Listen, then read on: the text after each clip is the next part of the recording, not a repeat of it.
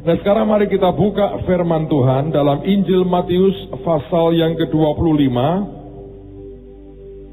Sekarang kita lihat ayat 14, ayat 15, kemudian saya akan lompat ke ayat yang ke-24. Matius pasal 25 ini masih bagian dari rangkaian apa yang Tuhan katakan tentang hal-hal yang harus disiapkan menjelang Tuhan datang yang kedua kali. Kita sudah belajar minggu lalu akan dua hal, kita akan bicara akan hal yang ketiga pada pagi hari ini. Matius 25 ayat yang ke-14. Sebab hal kerajaan surga sama seperti seorang yang mau bepergian ke luar negeri, yang memanggil hamba-hambanya dan mempercayakan hartanya kepada mereka. Yang seorang diberinya 5 talenta, yang seorang lagi 2, dan yang seorang lain lagi 1, masing-masing menurut kesanggupannya, lalu ia berangkat. Sekarang kita lompat ke ayat yang ke-24.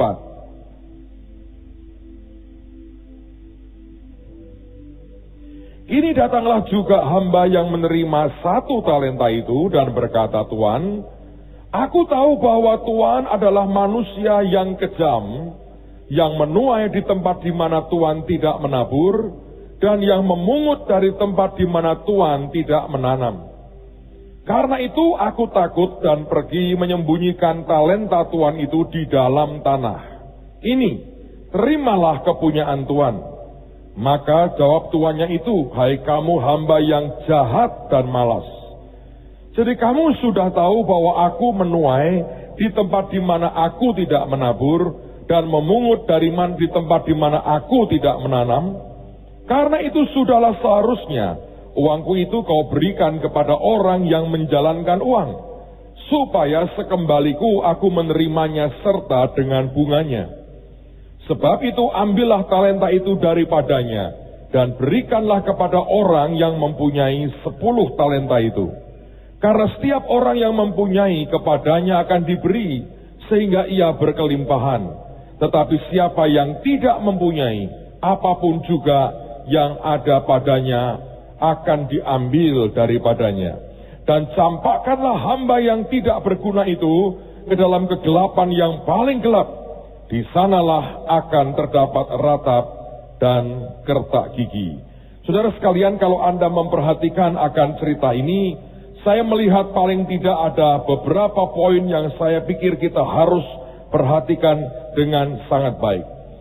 Kalau Anda memperhatikan dari cerita ini, kenapa kita hanya fokus kepada mereka atau orang yang mendapatkan hanya 1 talenta?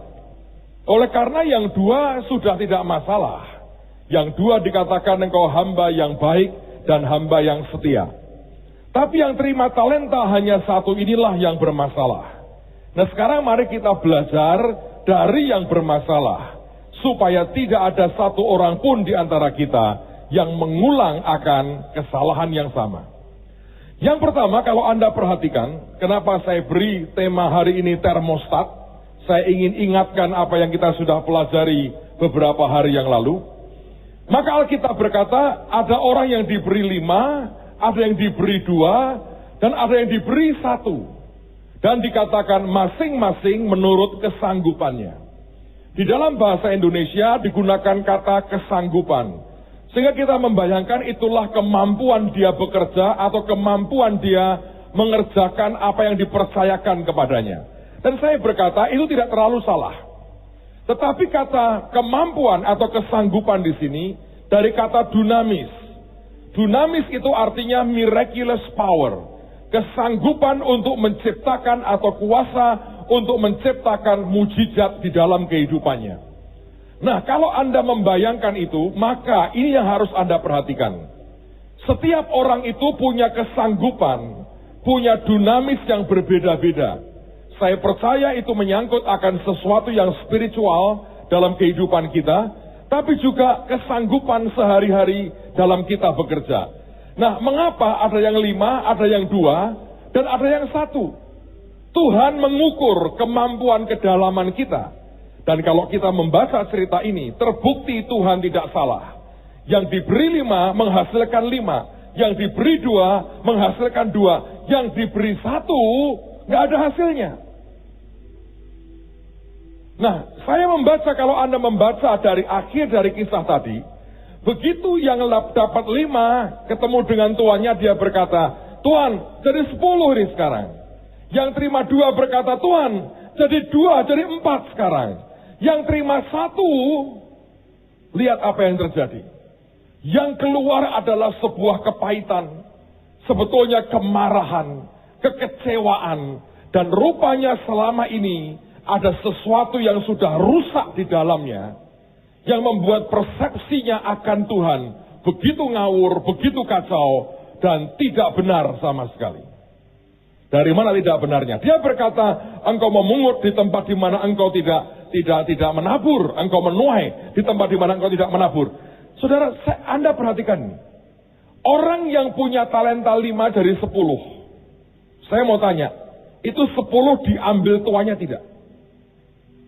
Tidak, saudara. Banyak orang berpikir, oh ya, tuannya memberi 5, setelah jadi 10, kemudian diambil jadi 10. Tidak. Karena itu tuannya berkata, berikan kepada yang mempunyai 10 itu. Kalau sudah diambil kan gak punya apa-apa. Itu cuma datang untuk laporan. Ya kan? Berapa banyak di antara kita punya persepsi yang salah akan Tuhan. Dan apapun persepsi yang salah dalam dirimu, itu menciptakan sebuah damage, kerusakan di dalam jiwa kita. Dan kerusakan dalam jiwa kita itu membuat semua kemampuan kita menurun. Saya percaya semua kita punya handphone. Sebagian besar Anda pernah punya pengalaman ini. 1-2 orang mungkin tidak, oleh karena alasan tertentu. Tapi sebagian besar saya percaya Anda punya kemampuan ini. Saudara mungkin pernah beli batu baterai untuk handphone saudara, ya. Dan pada waktu Anda pertama kali beli handphone itu dengan batunya, tiba-tiba Anda tahu kekuatan daya kegunaannya itu bisa mungkin sehari bisa tahan katakanlah 10 jam, 11 jam. Tanpa Anda harus charge lagi. Anda berkata, wah hebat ini. Tetapi perhatikan, setelah Anda pakai sekian waktu, entah berapa lama, tergantung buatan siapa, tiba-tiba tiap 2 jam, lowbat. Siapa yang pernah ngalamin tiba-tiba baterai handphone Anda ngedropnya cepat sekali? Boleh angkat tangan siapa yang pernah ngalami? Tinggi-tinggi saudara, tinggi-tinggi. Semoga ada pengusaha yang jeli melihat peluang bisnis besar. Bagaimana menciptakan batu baterai yang ngotot terus. Sampai orangnya tidur mentok terus tidak bergeser. Nah itu luar biasa. Mengapa seperti itu? Coba Anda lihat luarnya. Tidak ada yang cacat di luar. Itu batu baterai di dalam terlindungi. Kalau Anda buka setelah sekian waktu dipakai, masih nyaris baru kok. Tidak ada yang aneh di luarnya, nggak ada. Tapi sesuatu ada damage di dalam. Oleh karena mungkin digerogoti, oleh karena penggunaan power dan sebagainya, oleh karena 1-2 hal, maka itu ada damage di dalamnya. Lihatlah ketika kerusakan di dalam yang tidak terlihat oleh mata itu terjadi, maka Anda boleh charge penuh. Kelihatan tuh, penuh. Sama seperti biasa, sekian jam mungkin Anda harus nge-charge dan kemudian penuh. Tapi aneh, baru 2 jam sudah lowbat. Dan terdengarlah bunyi batu baterai HP yang lowbat itu. Seperti apa bunyinya? Memberikan warning. Itu suara yang saya paling benci. Karena artinya sebentar lagi barang ini sudah tidak bisa saya gunakan lagi. Kenapa Anda harus beli charger, portable dan sebagainya? Oleh karena yang di dalamnya ada damage, ada kerusakan. Hamba yang terima 1 ini sebetulnya ada sesuatu yang salah di dalamnya. Dan sesuatu yang salah itu membuat sebuah termostat yang aneh. Yang memberikan daya yang tidak seberapa. Ingat kita sudah belajar, di jiwa kita ada termostatnya. Dan termostat ini yang sudah diatur berapa derajat, itu akan terus sampai ke situ. Kalau jiwamu ada damage, maka termostatmu tidak pernah bisa bagus. Dia hanya ada di titik, di level yang seperti sudah didesain, sudah diset sekian. Anda mau tambahi dengan apapun dari pihak luar, hanya ngefek sedikit. Sebab sebetulnya termostatnya sudah menentukan Anda akan bergerak di level seberapa. Dan kerusakan di dalam ini, kalau Anda ngerti dunia roh, sebetulnya itu mengerikan sekali. Pada waktu-waktu yang lalu, sekian tahun lalu, kita pernah mengalami, kami masih berkantor di kantor Sangakala, gereja ini belum start. Pada waktu itu ada seorang yang berguru, punya ilmu, dan ilmunya ini jahat. Dia cerita bahwa ilmunya itu aneh. Dia bisa keluar, rohnya bisa keluar, dan ilmunya akan makin canggih kalau dia bisa ngerusak perempuan. Saya nggak mau sebut nama ilmunya, pokoknya ini katanya dia berkata, rohnya bisa keluar, nanti dia comot perempuan yang dia suka, rohnya keluar. Anda jangan tanya, lah kan mati Pak, ini kalau dunia begini, kita yang orang awam tidak bisa ngerti. Tapi ini ceritanya begini, karena saya punya teman-teman yang dulu bekas seperti itu, dan ceritanya kayak begini-begini ini banyak. Dicomot, dirusak perempuan itu, kembalikan. Nanti itu aneh, itu perempuan mendadak bisa linglung, bisa apa, nggak jelas. Nah perempuan itu ngalami apa Pak? Ya dia seperti mimpi buruk, tapi sebetulnya dalamnya dirusak. Nah dia itu sudah tiap kali ngerusak seperti itu. Suatu hari dia suka lihat anak seorang hamba Tuhan. Dia mau buat begitu mental saudara. Dia mau ambil dicomot rohnya nggak bisa. Dan itu berkali-kali dicomot rohnya nggak bisa. Sehingga dia bertanya begini. Ini ada kuasa apa yang lebih gede dari yang aku punya? Nah, ketika dia coba kesekian kalinya, yang muncul adalah Tuhan Yesus. Wah, dia digambar-gambar kan. Loh kok Yesus? Ya orang Kristen. Timbul sebuah pertanyaan sebetulnya. Ini apa betul lebih hebat dari ilmuku?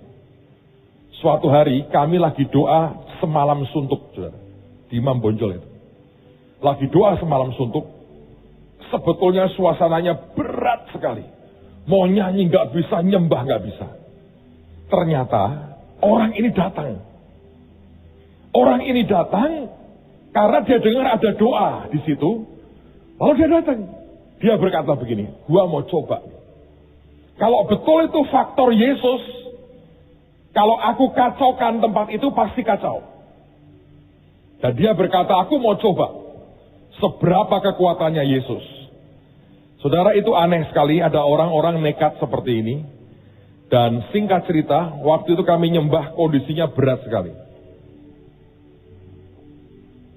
Dan setelah kondisinya berat, anak-anak semua perang, kita merasa gini, ini ada yang aneh. Ada seorang dari kami berkata gini, Tuhan berkata, ada di antara kita yang tidak beres.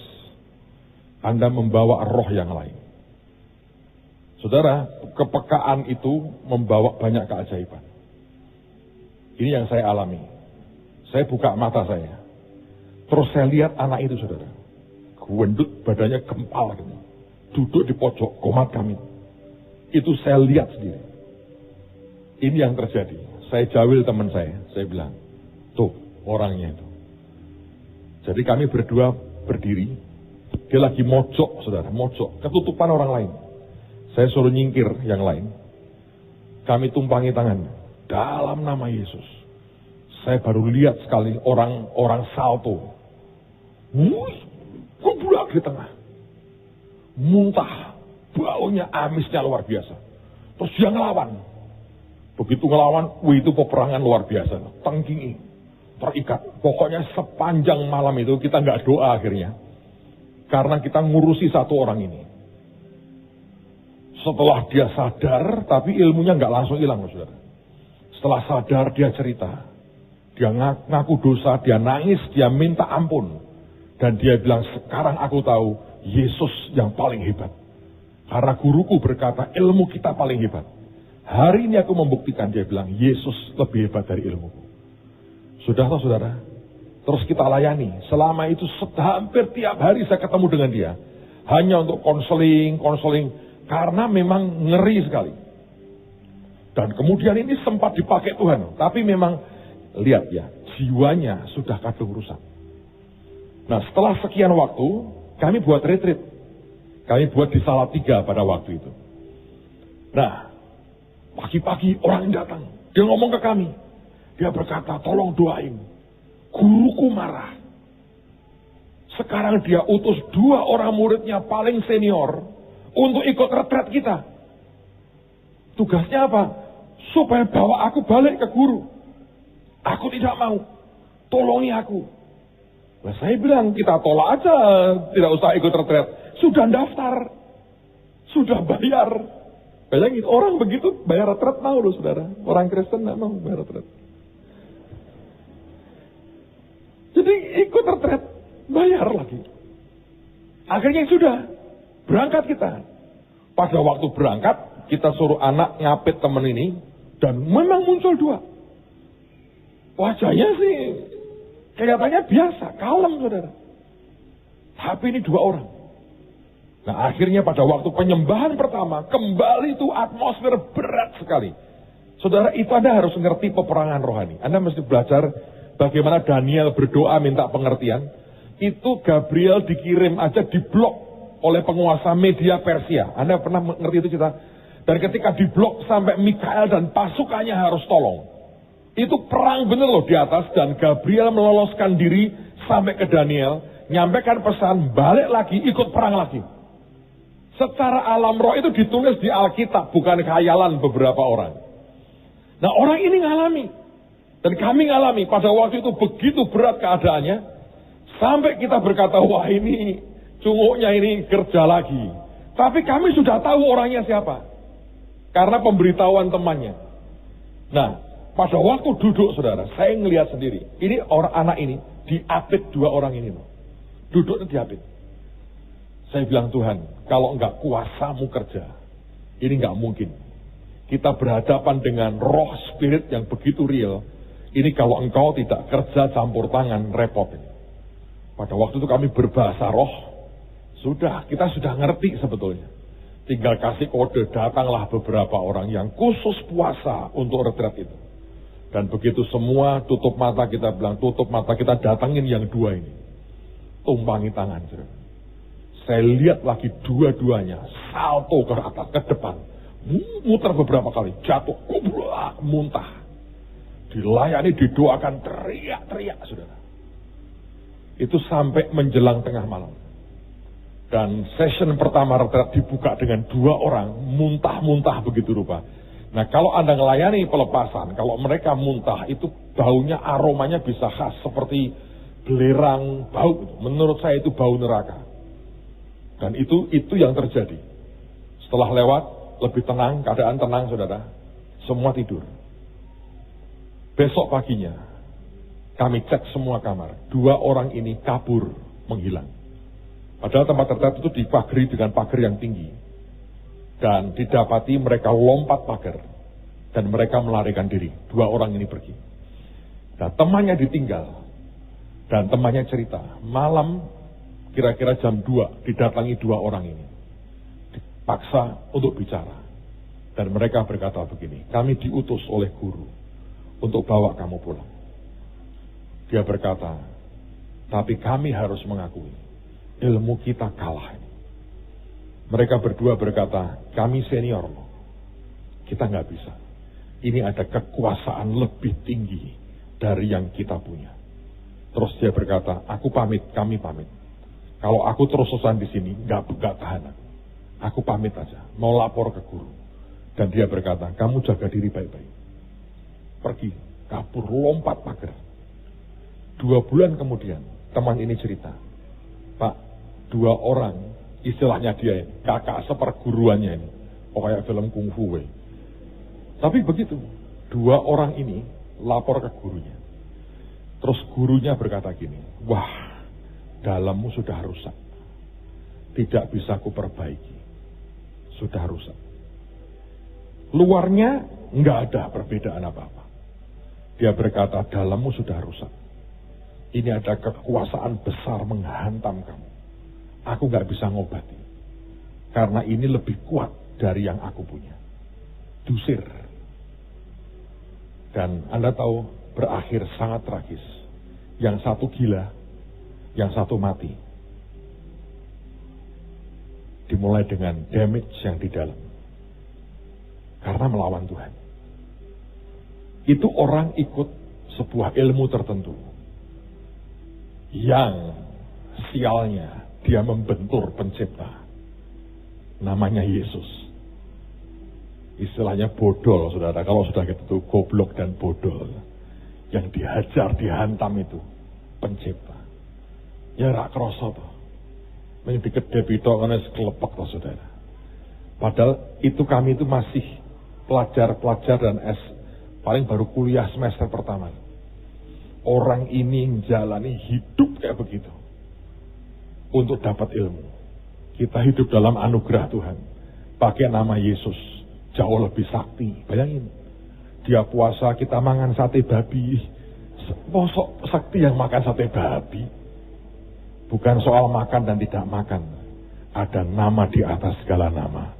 Yesus yang kita sembah hari ini. Amen, saudara. Nah, sekarang balik ke cerita tadi.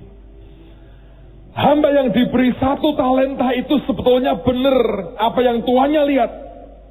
Kesanggupannya, dinamisnya kecil. Ternyata Tuhan tunjukkan itu bukan semata-mata karena nasibnya begitu. Ada sesuatu yang rusak di dalamnya. Dengan dia berkata, engkau Tuhan yang kejam. Istilahnya dia, engkau memperbudak kami. Engkau beri kami modal untuk engkau ambil semuanya. Engkau enak-enak. Kami suruh kerja. Bisakah Anda membaca sebuah kepahitan di situ? Bisakah Anda membaca sebuah kemarahan di situ? Dan itu menciptakan damage di dalam seperti baterai HP kita. Dan itulah termostat yang ada. Ketika di dalamnya damage, Anda boleh isi, Anda boleh charge semalam suntuk. Hari berikutnya 2 jam lowbat. Kenapa bisa begitu, Pak? Ada yang damage di dalam. Ada yang rusak di dalam. Nah, sekarang pertanyaannya adalah kalau kita melihat akan hidup kita, bisakah Anda melihat sesuatu yang mungkin tidak pas sebetulnya dalam kehidupan kita ini? Sehingga apapun yang kita kerjakan, upaya apapun, hasilnya nggak semestinya. Ada termostat yang sudah diatur sangat salah di dalam kita. Oleh karena damage, karena apapun. Latar belakang kita, pengalaman kita, ada yang orang ngomongin apapun tentang kita yang merusak jiwa kita. Dan semua itu menciptakan sebuah damage yang mengerikan. Hanya saya mau beritahu saudara. Kita sudah nyanyi, I believe you are my healer. Aku percaya engkau penyembuhku.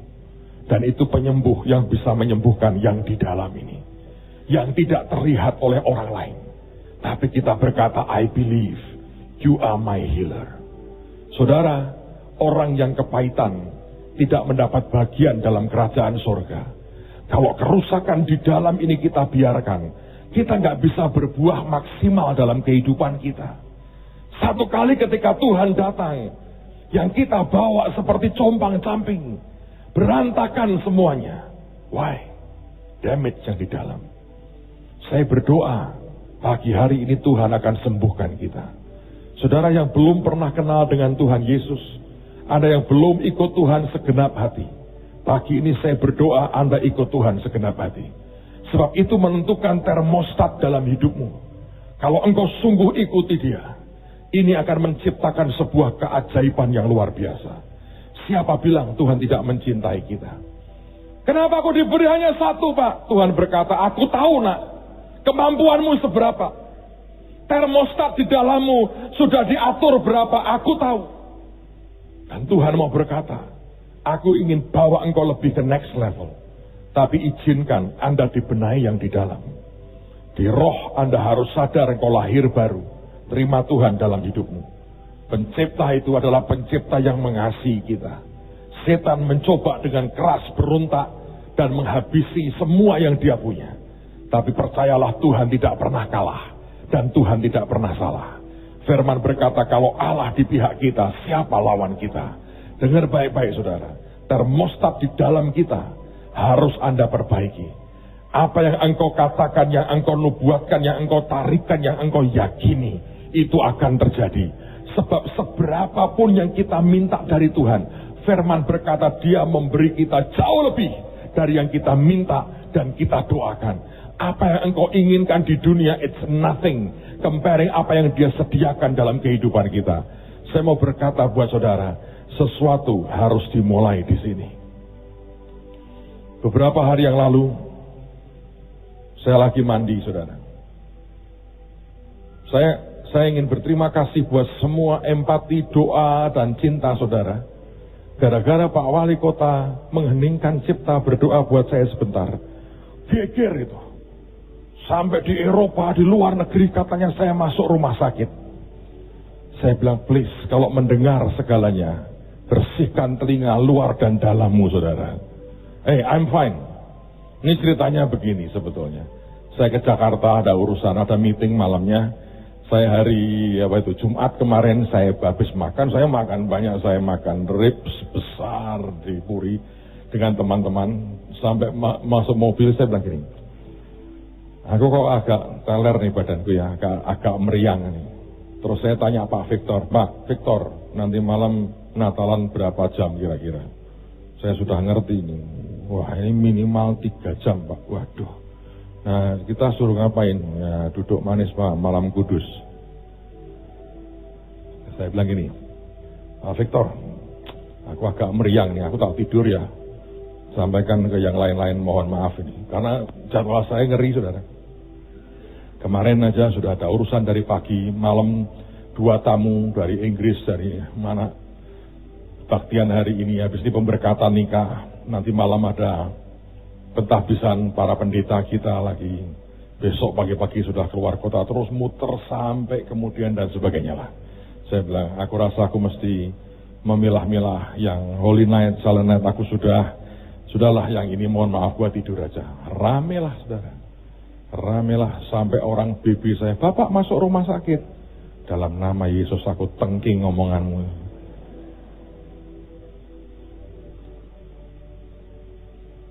Mungkin karena Petrus Agung jadi saya buat heboh. But anyway, saya mau cerita buat saudara. Terima kasih buat cintamu, tapi saya berkata, saya sehat. Dalam nama Tuhan Yesus, sehat. Sehat beneran saudara nih? Enggak. Kenapa kok melor terus Pak? Perut saya mengecil. Saya lagi berlomba cepat-cepatan kurus dengan anak saya, dan saya sudah leading beberapa langkah di depan dia. Well anyway, jangan kirimi sabuk lagi saudara, saya sudah banyak sabuk saya dapat. Dengerin baik-baik, saudara, ini ya yang di dalam ini, pengaruhnya besar. Pengaruhnya besar. Saya tidak tahu Anda dulu dibesarkan dalam lingkup seperti apa. Tapi ada hal-hal yang harus Anda perangi. Salah satu yang menurut saya, perasaan minder. Saya baca buku itu menarik. Orang kalau kaya, orang kaya itu, dia kalau promosi produknya itu berani. Saudara pernah lihat nggak bagaimana dulu almarhum Steve Jobs? Dia tunjukkan program ketika muncul iPad pertama kali. Dia orang yang promote produknya. Dengan bangga dia cerita begini. Dia ceritain. Santai aja pakai jeans, pakai kaos, dia cerita. Ini produk terbaruku. Dan ternyata diteliti, orang-orang yang punya uang, orang-orang yang kaya itu, kalau dia ngomong produknya dia jualan itu lebih punya percaya diri. Sedangkan orang yang secara ekonomi itu di bawah, kalau jualan malah malu-malu. Misalnya Anda jual baju misalnya. Cik, beli dong baju. Baju apaan? Ini nyoba 3 bulan nggak apa-apa kok sih. Bayarnya 3 tahun nggak apa-apa kok. Seperti minder. Buka aja nggak mau dibuka. Sidik. Itu apa itu? Baju. Nggak berani. Kenapa? Sebab di dalamnya ada damage yang berkata, aku ini nggak bisa. Terbukti kan, aku ini nggak kaya. Kelemahanku banyak. Menurut saya kebalik. Justru karena itu, kita nggak berkembang. Saya pernah khotbah tentang cetakan jiwa, toh. Ya seperti itu. Nyetak di dalam termostatnya berkata, gue nggak bisa. Tapi ada orang-orang yang berani banget ngomongnya. Anda bisa ngerti nggak? Coba kalau Anda perhatikan waktu acara Bahtera itu, berapa puluh stand di situ. Coba Anda perhatikan. Orang-orang yang pede, berani ini ya, teriak. Yang nggak berani itu malu-malu sembunyi di belakang pilar. Lalu ngapain? Doa. Jualan kok malah doa. Sebetulnya bukan doa, dia malu. Apa yang malu? Ini barang tidak hasil mencuri. Kenapa harus malu? Tapi di sininya itu loh. Damage. Nah, kerusakan di dalam ini ujungnya malah menciptakan kesombongan. Karena kita akan mencoba menutupi dengan cara lain. Nah, ini termostat yang jelek, saudara. Sangat jelek. Beberapa hari yang lalu saya lagi mandi. Tiba-tiba saya ingat semua keajaiban Tuhan. Saya nyanyi. Saya merasakan hadirat Tuhan begitu kuat. Dan saya bilang, Tuhan, aku berterima kasih. Engkau bawa aku terbang. Dan semua kita dibawa terbang dalam keajaiban Tuhan. Dan saya mau berkata buat saudara, biar tidak ada lagi kerusakan di dalam. Tuhan bisa buat apa saja dalam hidup kita, apa saja. Dia pernah berkata, mintalah apa saja. Dia bisa buat kita jadi begitu ajaib dan luar biasa. Amen, saudara. Pegang baik-baik. Saya berdoa Anda nangkep hati Tuhan. Terakhir saya bilang gini. Saya baru terima surat undangan dari acaranya apa namanya? International atau National Breakfast Prayer atau apa, whatever lah. Makan dengan breakfast with Obama. Obama pasti senang saya datang, saudara. Ya, saya akan mempertimbangkan kalau dia minta foto bersama. Pak, kok ngomongnya gitu? Ya, kita anak raja di atas segala raja. Dia sudah hampir pensiun dari presiden. Kita tidak pernah pensiun dari anak raja di atas segala raja. Itu bedanya. Tuhan bisa buat anak kampung ketemu Presiden Obama. Atau Obama ketemu dengan saya, lebih tepat. Why?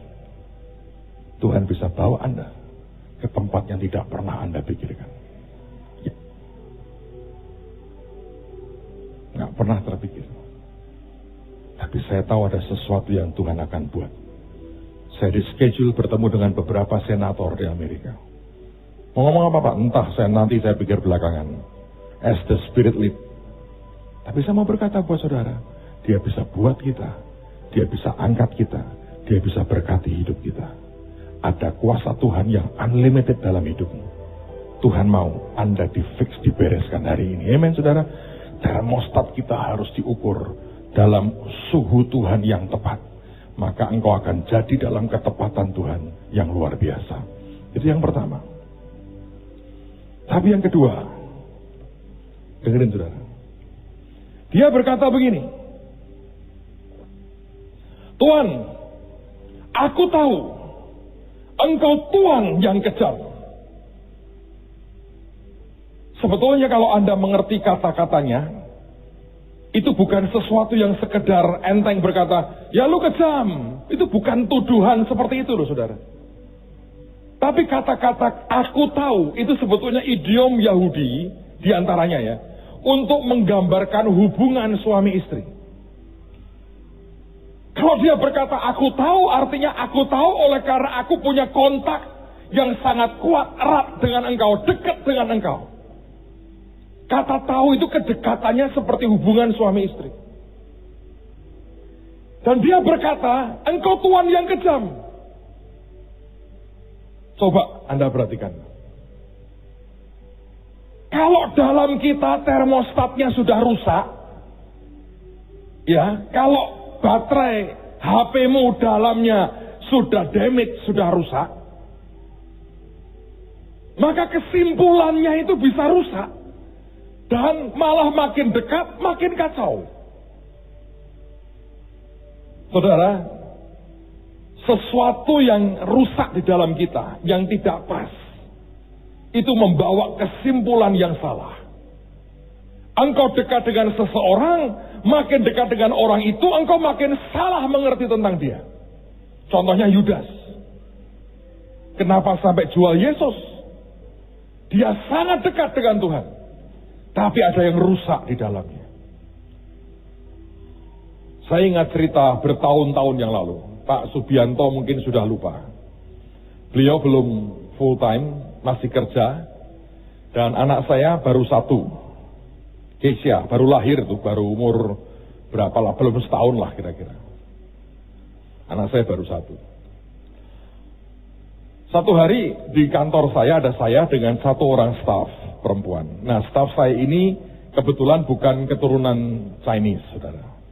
Sehingga berbagai istilah dalam bahasa Tionghoa, bahasa Cina, dia nggak ngerti, nggak tahu. Kalau beberapa dia tahu, tapi tidak banyak yang dia tahu.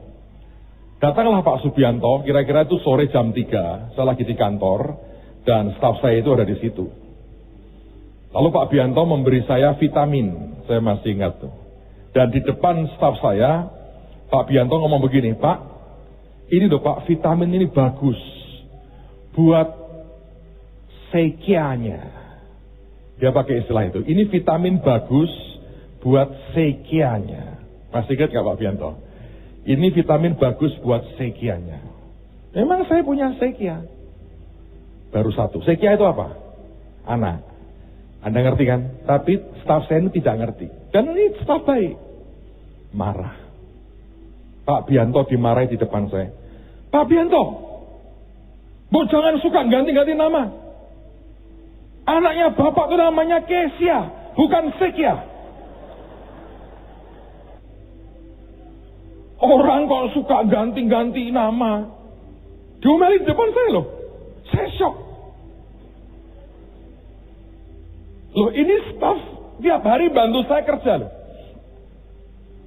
Dan dia niatannya baik. Tapi di dalam nalar informasinya ada yang belum utuh.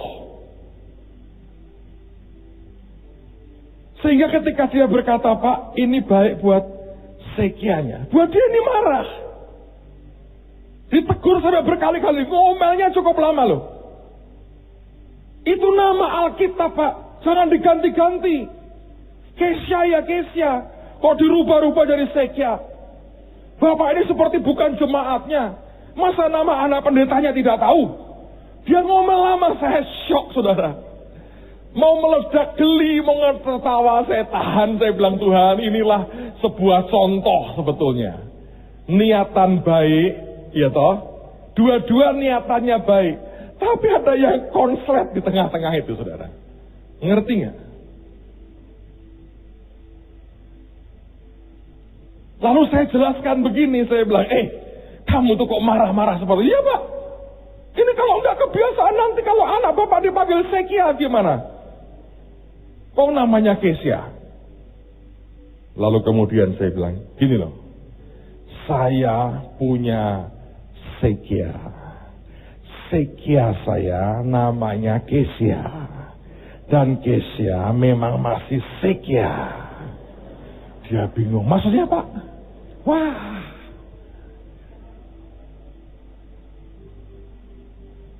Ada yang guyu telat baru sekarang tuh saudara. Ya gak apa-apa. Saya beritahu Sekia itu anak artinya. Oh. Jadi itu tidak merubah nama Pak. Yorak ngawur muai. Wah maaf Pak, maaf. Sampai hari ini saya masih ingat. Karena itu sering kali terjadi. Niatan kita itu baik, saudara. Tapi oleh karena termostat di dalamnya sudah error, atau sesuatu yang tidak pas, konslet, akibatnya kedekatan itu juga tidak membuat pasti lebih baik. Nah, banyak orang berkarunia, penglihatan lah, segala macam. Tapi saya beritahu, semua karunia itu, saudara, itu bagaimanapun mesti ada warna dari jiwa orang yang berkarunia itu. Nah, kalau jiwamu sudah damage, karunia itu bisa Anda gunakan untuk hal yang merusak. Saya beri contoh. Anda mungkin punya kepekaan ya, melihat penglihatan dan sebagainya. Engkau bisa lihat hidup orang, engkau berkata gini, ini orang begini nih. Lihat jelas di alam roh. Kalau Anda punya kepahitan, engkau bisa berkata kepada orang itu, lu bertobat ya. Kalau enggak gua bongkar. Loh, itu karunia kan pemberian Tuhan. Tapi gua bongkar itu apa coba? Iklan kopi. Bongkar itu. Dari kepahitan sebenarnya. Itu bukan karunia Tuhan, bongkar itu bukan. Nangkep saudara, nangkep nggak? Jadi selalu ada campuran warna, Anda harus sadari itu. Kenapa seorang peka dengan peka, cara ngomongnya beda. Karena kepribadian orang itu ada di situ. Nah, jangan buang semuanya, tidak. Anda mesti belajar memilah dengan baik. Tapi hamba ini berkata, aku tahu. Dan taunya itu tahu dengan cukup dekat. Dia berkata, gua dekat loh dengan kamu. Gua ngerti kamu jahat. Salah. Sebab termostatnya yang di dalamnya ini sudah rusak. Sudah sedang error. Akibatnya Anda dekat dengan siapapun, cara melihatmu pasti keliru. Nah, masalahnya setelah keliru kita ceritakan ke orang lain. Nah, orang lain tidak tahu, makan seluruhnya. Padahal mungkin kebenarannya 50%. Saya coba perhatikan. Saya coba amati. Kenapa ya kok sampai muncul berita saya di rumah sakit? Padahal itu waktu itu enggak loh. Cuman enggak ada kata-kata sakit, kata-kata di rumah sakit enggak ada. Mungkin ada orang berkata begini. Oh, Pak Agung di rumah koma sakit. Padahal enggak sakit. Terus komanya hilang. Jadinya apa? Terus kembang, sakit keras. Terakhir paling kasihan saya saudara. Itu beritanya sakit keras. Tinju saya buat setan masih keras dan tetap tambah keras. Itu yang benar saudara. Oh, sakit keras gimana? Tapi itu terjadi kan. Bayangin. Sebuah peristiwa yang baik, mengharukan sebetulnya. Yang ngajak doa Pak Wali Kota, mengharukan. Beritanya sekian jam kemudian saya sakit keras. Saya mau berkata buat saudara, hal-hal seperti itu, ya itu manusia. Jadi kalau Anda mendengar apapun, sangat bodoh kalau Anda telan sekaligus. Karena jiwa itu seperti ini. Ingat loh saudara, ada hal-hal yang sebetulnya Tuhan mau berkata, nah, aku mau beri kamu hal yang ajaib dan besar. Tapi kalau dalammu damage, kalau dalammu rusak, engkau tidak akan pernah bisa kemana-mana. Yang ketiga dan terakhir, kenapa Tuhan dia berkata, kenapa dia berkata, kamu hamba yang jahat dan malas. Kalau malas saya bisa ngerti. Dia nggak kerja apa-apa, disimpan talentanya. Kenapa dia berkata malas? Saya mau ingatkan apa yang sekian minggu lalu saya pernah sampaikan buat saudara.